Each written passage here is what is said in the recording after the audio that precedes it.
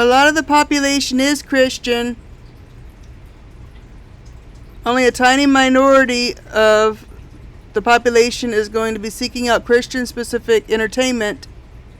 That's what my Full Sail professor of marketing strategies told me. My product is for young teenage girls. They like fellowshipping at church. They like socializing at school. And many believe that God is indescribably amazing. Girls that age are trying to secure their own position. Sometimes they try to tear each other down. They just they wish they could be sure that they would find happiness. When they watch Fruitsy Girls, they get all the emotional hyperrealism, tragedy, and drama and beauty they crave. They get the promise that everything works out for anyone who gives 100% and who tries to understand other people. I have a book up here, How to Write Manga. Rob Patterson said in his book, How to Write Manga, through understanding others and giving it your personal best, you will achieve happiness. I think this promise is what the customer is buying. They want merchandise that represents that promise. Through understanding others and giving it your personal best, you will achieve happiness. Consistency in price, promotion, and distribution will influence the demand for my product. I'm not going to worry about the customers who don't like my style. Those are not my customers. As an artist, I'm automatically, it's in my nature to respond to suggestions from people who love me and who love what I do. So the customers who love the style of what I do, the only thing that they have that they're worried about risking is they want consistency in the merchandise that they buy. So I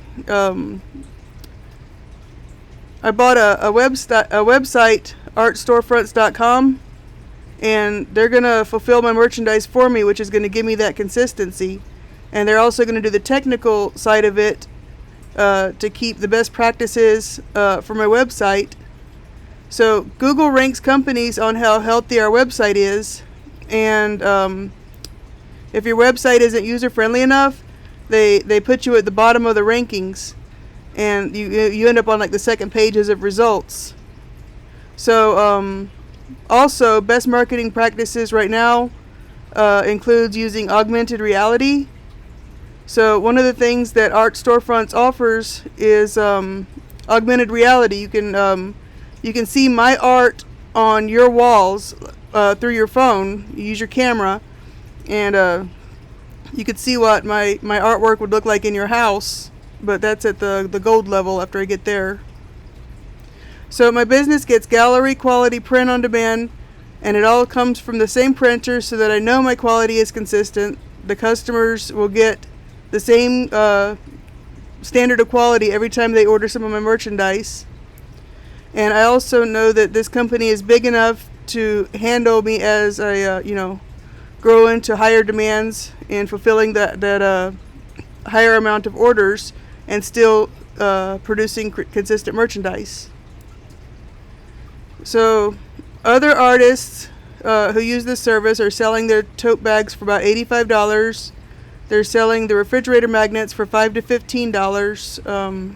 They do also offer t-shirts and hoodies and phone cases.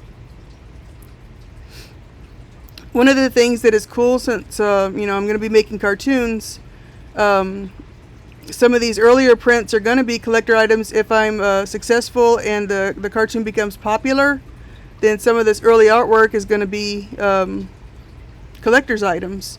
So I do have the option to not only sell prints, but I also have the option to sell limited and numbered hand-signed collector's prints. Like if I want to make a run of maybe there's only 100 prints available of this particular picture, I can do that, and they'll mail it to me. I sign it, they give me a label, I ship it to the customer. So I'm set up to pay very high attention to the service and the quality of the items, through this website. And I can focus on making the art and on meeting the customers and on making my client lists. I definitely expect peak sales and new customers to arrive around the holidays.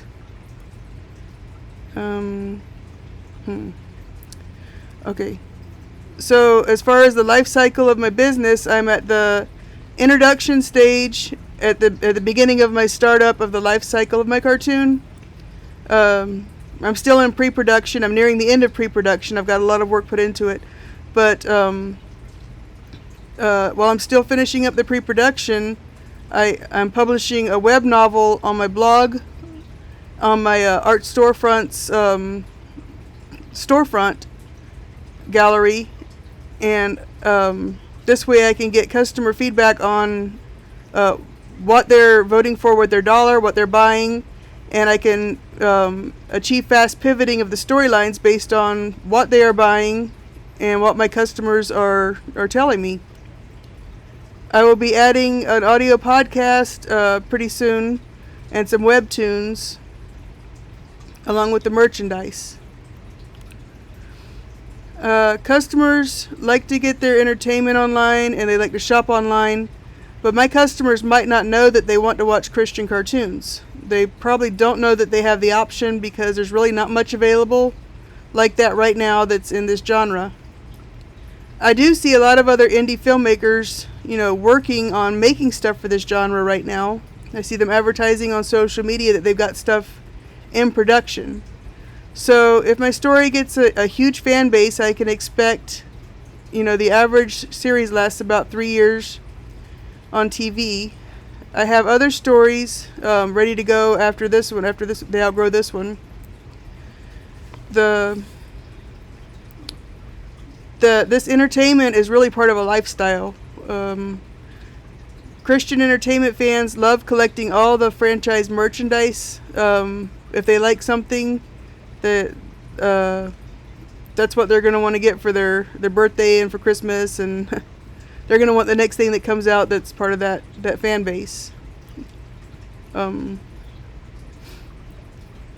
running into these experiments to see how much customers are wanting to spend. Okay, I got an example. My nephew is ridiculously into BattleBots. So he's got, I don't know how many BattleBots t-shirt, how many BattleBots toys.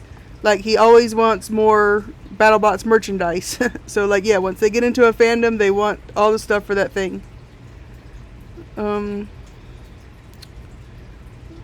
Okay.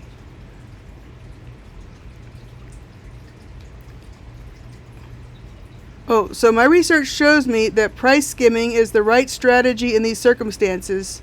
Price skimming is not what it sounds like. I'm not taking anything that does not belong to me. It means that I should make my prices higher for my early adapters, for my earliest fan base, and then lower prices to attract another more price-sensitive market, according to Mr. Hayes at Investopedia.com. So, the reason this is ethical for me to do as a Christian company is because price skimming is not price gouging, even though they sound similar through word association. It has several purposes.